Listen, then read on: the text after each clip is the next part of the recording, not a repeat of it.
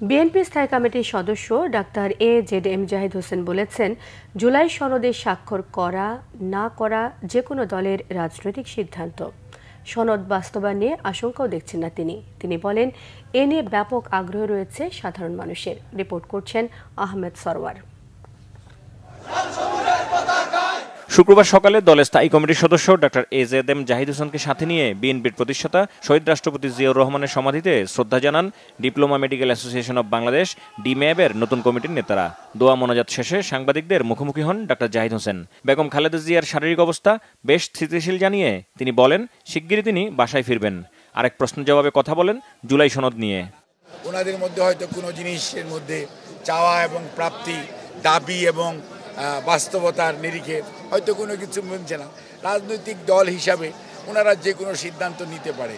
রাষ্ট্র যখন দায়িত্ব নেই কোনো একটি সনদ বা কোনো একটি সিদ্ধান্ত বাস্তবায়নের জন্য, সেখানে এটি নিয়ে আমার মনে হয় না কোনো ধরনের মানুষের কারো মনে কোনো ভীতি অথবা শঙ্কা থাকার প্রয়োজন কোনো কারণ আছে। এদিকে ৩১ দফা বাস্তবায়ন এবং আগামী নির্বাচনকে সামনে রেখে ধানের শীষের পক্ষে ঢাকা ৫ আসন এলাকায় গণমিছিল করেছে বিএনপি। মিছিল পূর্ব সমাবেশে বক্তব্য রাখেন সাবেক এমপি, বিএনপির বাণিজ্য বিষয়ক সম্পাদক সালাউদ্দিন আহমেদ। দেশের উন্নয়নে নির্বাচনে ধানের শীষে ভোট দেওয়ার আহ্বান জানান তিনি।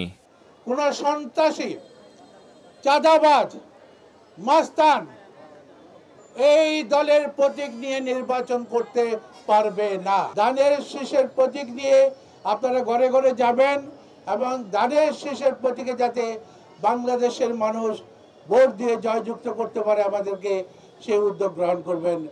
গোলাপবাগ মাঠ থেকে শুরু হয়ে মিছিলটি যাত্রাবাড়ি, শহীদ ফারুক সড়ক, কুতুবখালী, শনিয়াখড়া হয়ে ঢাকা ৫ আসনের বিভিন্ন সড়ক প্রদক্ষিণ করে। আহমেদ সরওয়ার, বাংলা ভিশন, ঢাকা।